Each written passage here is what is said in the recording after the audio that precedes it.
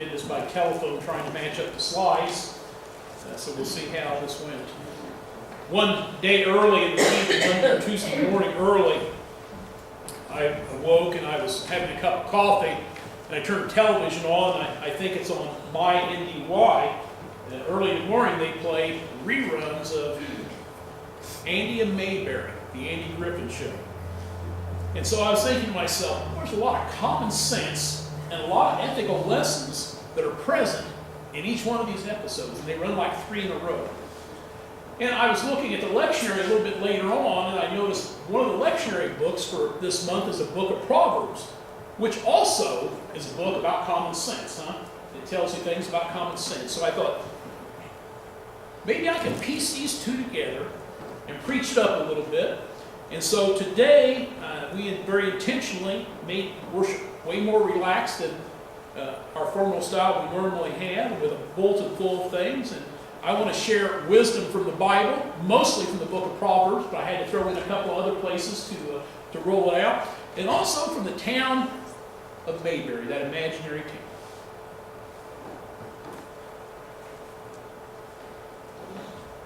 Proverbs 15:17 says, "Better is a dish of vegetables where love is than a fattened ox served with meat."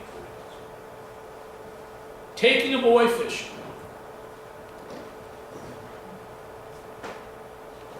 You can't forget the beginning of each episode of Andy and Mayberry. I bet that everyone here can whistle that opening tune. Let's see if we can do it. Let's see if anybody's got that.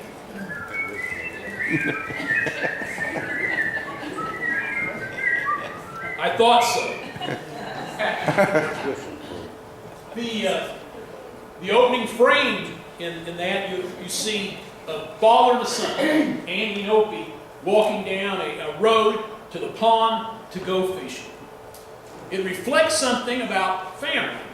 It says something about how you want to be family and how you want to be with those that you care about and those you love. And I think the lesson for Mayberry really is you need to spend time with them. I mean, in recent weeks we've heard it, but we've heard it many, many times when there's been disasters, whether it's shooting at schools or tornadoes or hurricanes or whatever catastrophic thing happens. You hear people, and you hear them on the newscast as well, say, "Go home and hug your child," or "I went home and hugged my child." You've heard that, and I think this lesson that we get right at the beginning of Mayberry is also very explicit when it says that, yes, do that every day, every week, every chance you get. Spend time with smiles on your face with the ones that you care about. The time you spend is worth it. You can have all those fancy dancy things. You can go to an exotic place. You can spend tons of money. But in my experience, that when it all washes out at the end, the things that people remember the most are the silly little things that you did when you spent time together. A lesson you need to think about. Spend time with those that you care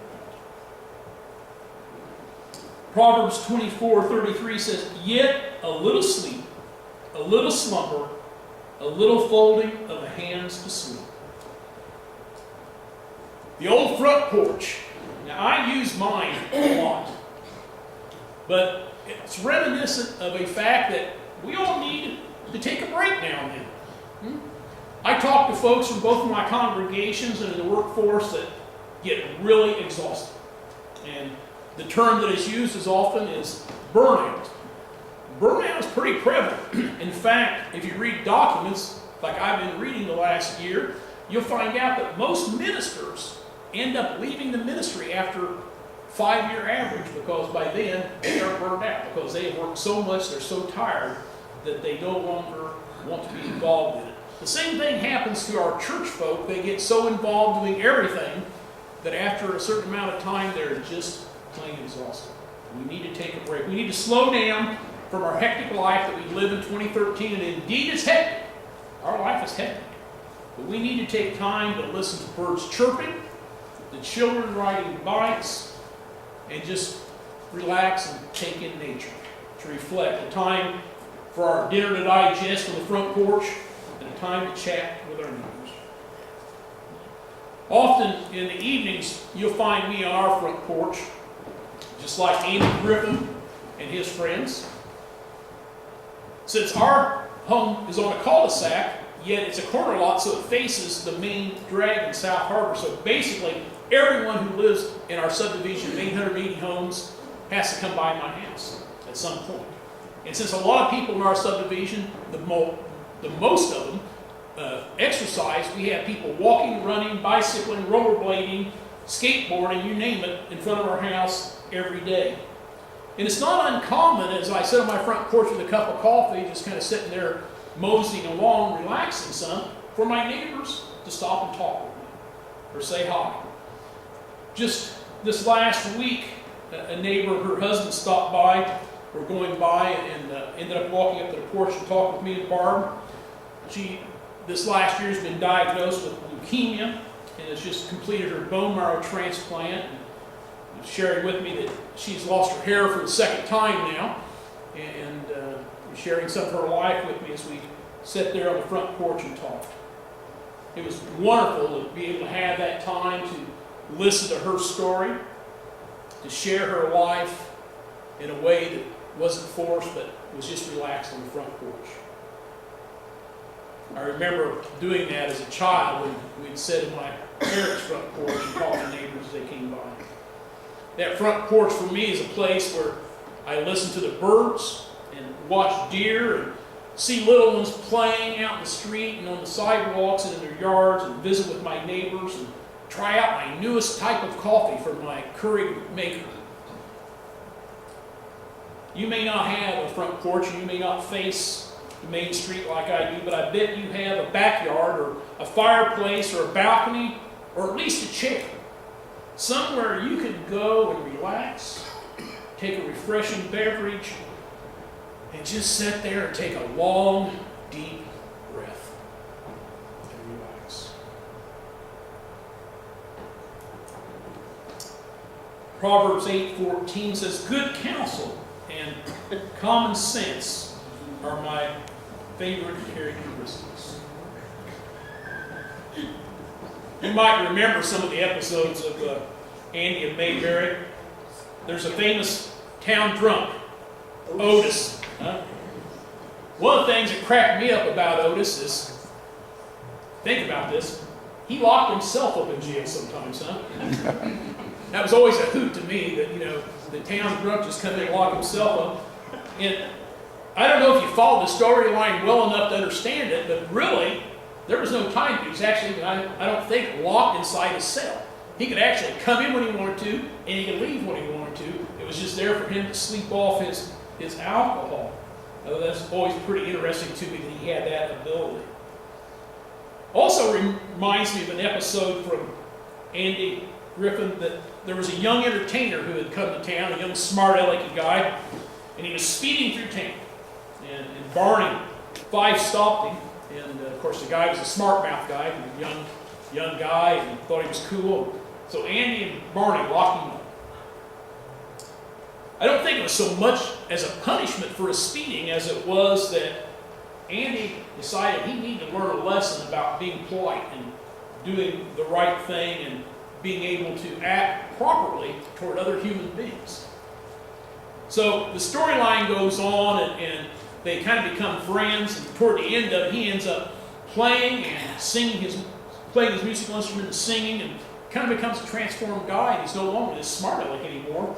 He's a guy who is nice to other people. My point in illustrating that story is that rules are not made. Rules are made for people. People are not made for the rules. In other words, when we have those Robert Rules of Orders, church constitutions, public government, they don't exist to be against us. They exist for us. Sometimes it seems like all those rules are in contradiction and try to force us into things that aren't natural for us. Now, while rules and institutions have a high priority, sometimes in our world they miss the entire picture because they become the things that are important. while they exist to make us safe, make the world manageable, and keep us grounded, in the end, it is us human beings that are really important. It's really us human beings that are important.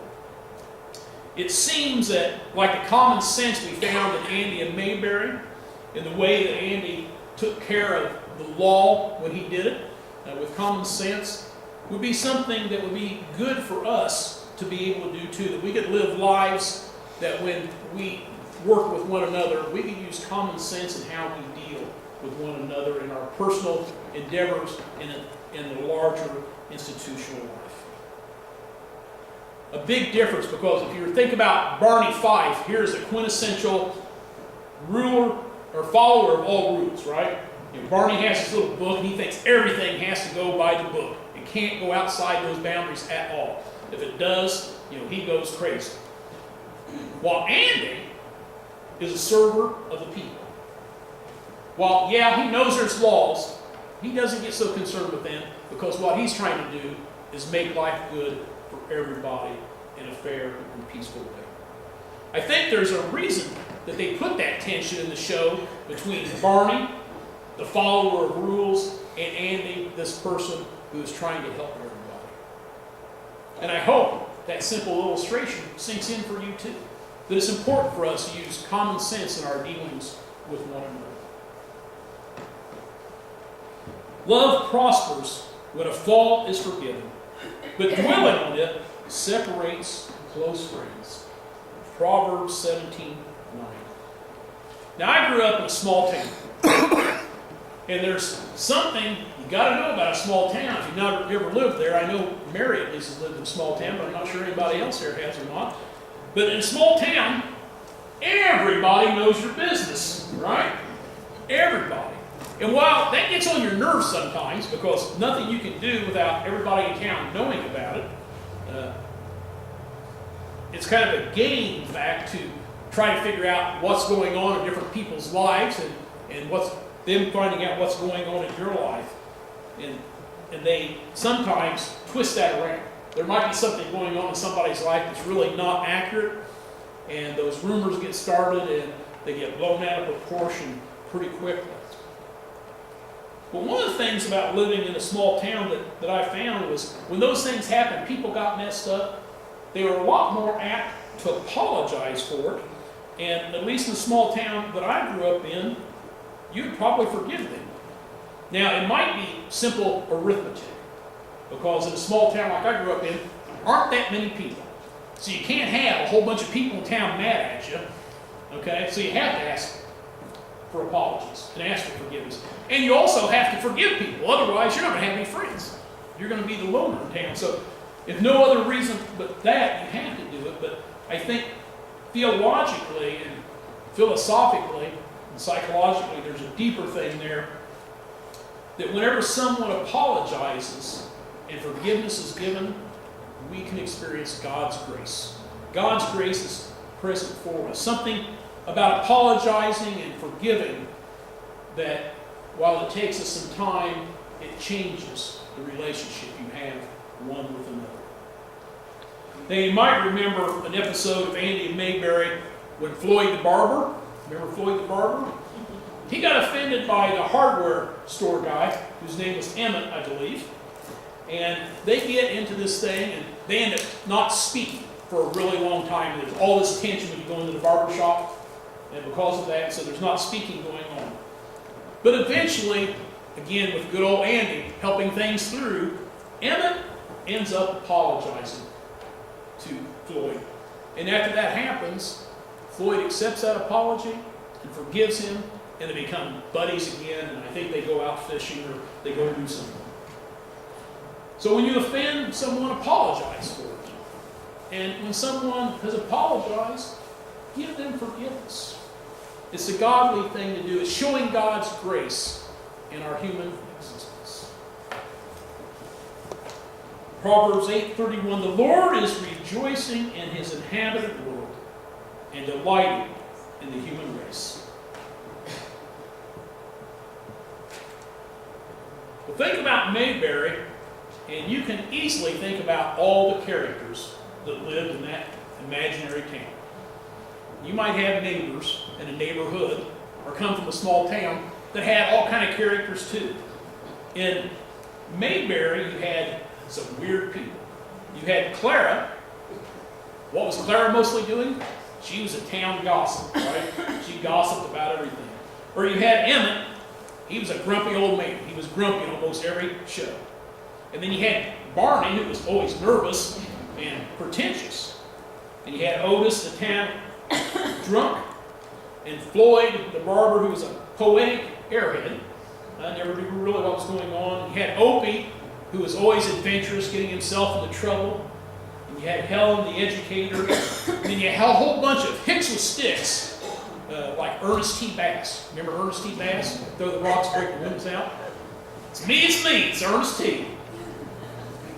The really interesting thing about all that, because they are some weird people, let me tell you, is that even though they're all a bunch of weird people with these unique characteristics, and some of them really strange, and I'm sure if a psychiatrist sat down and started reading pathologies about them, old Sheriff Taylor loved each and every one of them and treated them all the same and was kind to every one of them, whether it's Ernest T, or whether it's Otis, or whether it's Opie. Not only in our church and our neighborhood, but in our entire world, we have an eclectic group of people we bump arms with every day, and a lot of folks that we interact with, we could downright say are weird, right? There's some times we interact with people that we can just say, boy, these people are really weird. But if we follow Jesus' example and teaching, we know, just like old Andy, that we need to accept them all and we need to love them all. That's what Jesus taught us to do.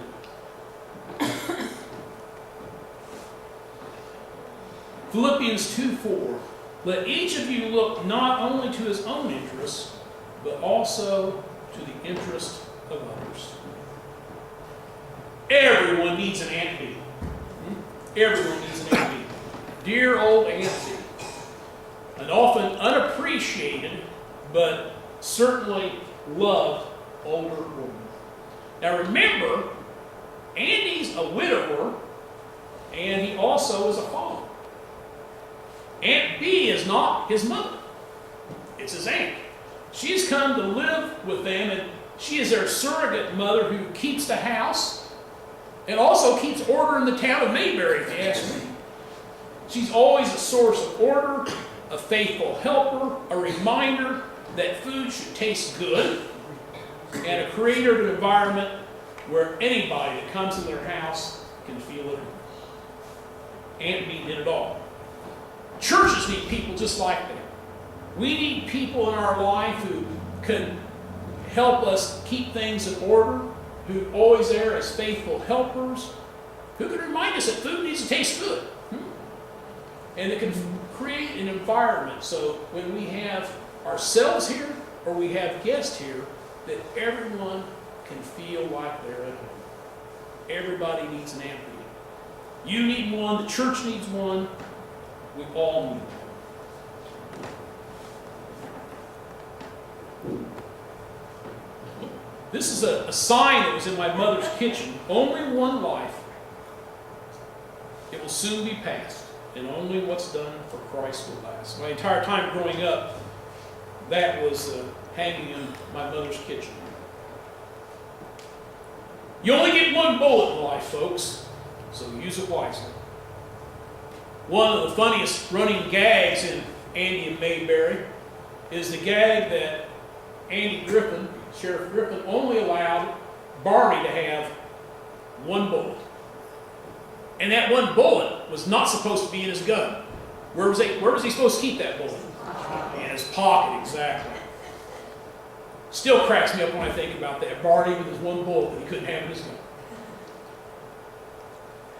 Well, I could direct that a lot of ways.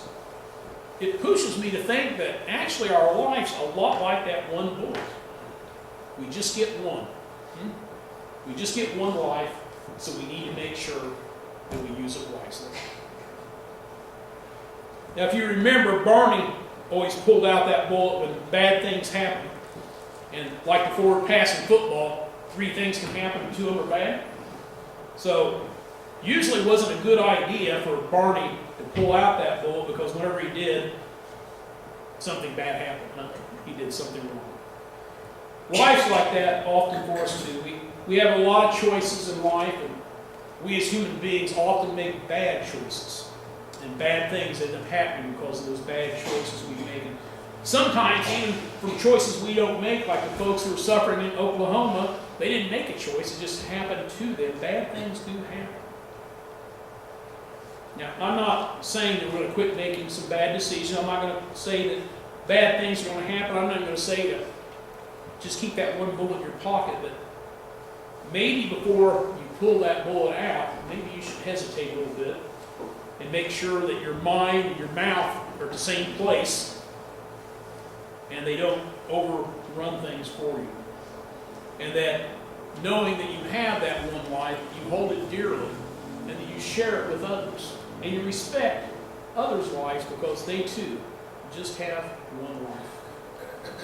One life. It will soon be past. Only what's done for Christ will last.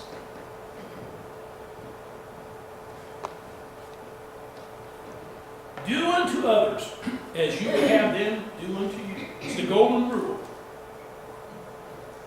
We know we have a lot of problems to solve in our life all the time, every day, every minute sometimes. My phone rings and my emails and my text messages between folks having problems that they're asking me to help them deal with. I mean, this last week, I had someone who's having marriage problems ask me for counseling. Someone else called me that their teenage daughter had been sexually molested and wanted to talk to me about counseling. Someone who has a child who's going to be dying soon, wants to be baptized, and the list goes on and on.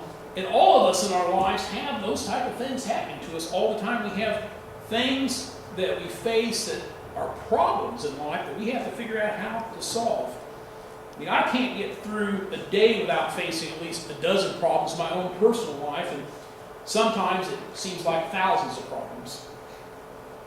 In Mayberry, problems, of course, were the soup of the day. Huh? That was kind of the idea, is you have this problem, and Andy and Barney would solve it. You either had a crook that would be going to jail, or the Darling family, you remember them, would head back to the woods, or the mayor would be appeased.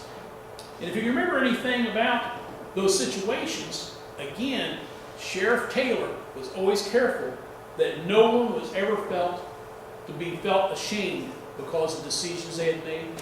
No one was ever humiliated in that process.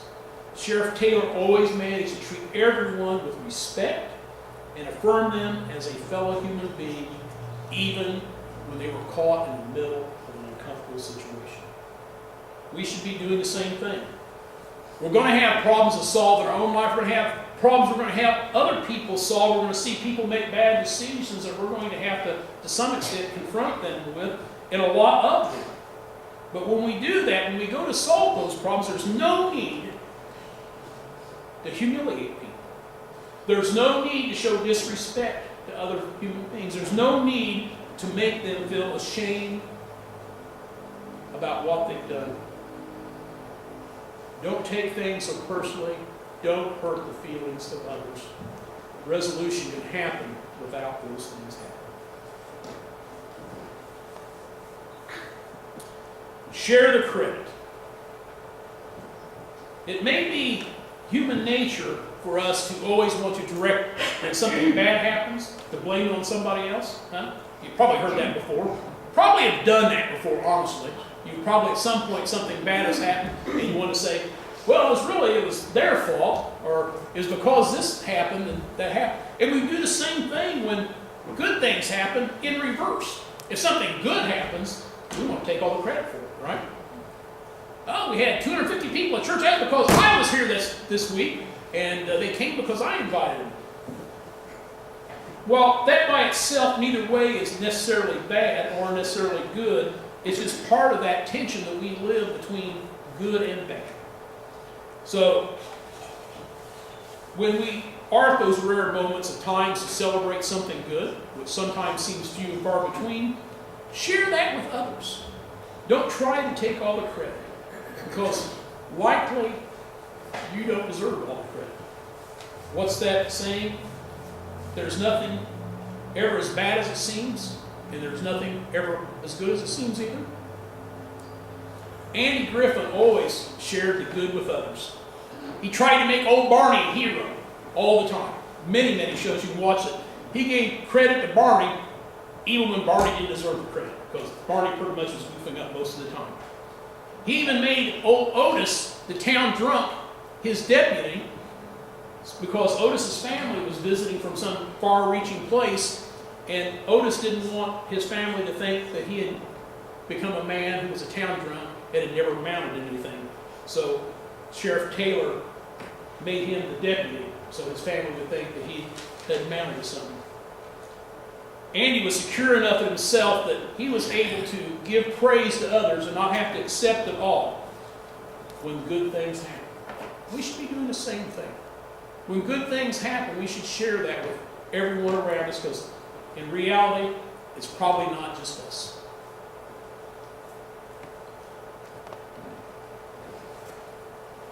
Wherever you go in life, do it together. Think back about episodes of Andy and Mayberry that you watched in that community of Mayberry, where people there, everywhere they went as community. They went to the church and they went to civic buildings for meeting. We went to church on Sunday, like the whole town went to church with them. They supported their schools. It seemed that whatever happened, everyone was involved, right? Whenever there was something going on, everyone was involved in it. Everyone had a part to play, and everyone was expected to play that part. There were no people with isolated, cynical thoughts, no one ever with a sense of entitlement. They all chipped in to do the things that needed to be done. Now, they would argue sometimes, and sometimes they'd get annoyed with one another, and sometimes they'd either hurt one another's feelings, but by the end of the episode, the sun would be shining, and everyone was still faithfully engaged in each other's life. Now, I have to tell you that there's no place